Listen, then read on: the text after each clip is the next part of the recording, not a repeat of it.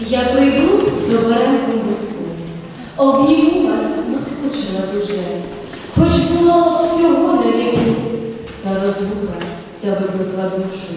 Я вам стільки всього принесу, подарунків онтових хмарини, підсушила ромову росу, коли йшли до моєї хатини.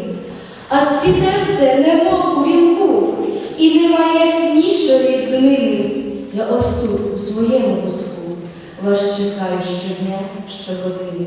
А чи справді чекає, хто знає, і сумує бабусина хата, що вже друга буяє весна, а вона все не йде ночувати.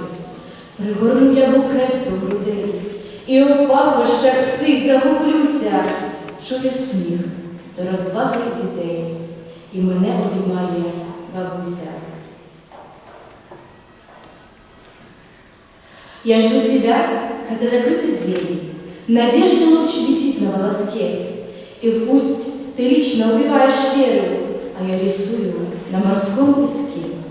Рисую ручкой пятилетней дочки, два сердца и вечернюю зарю. Хотя давно расставлены все точки, я почему-то все еще тебя люблю.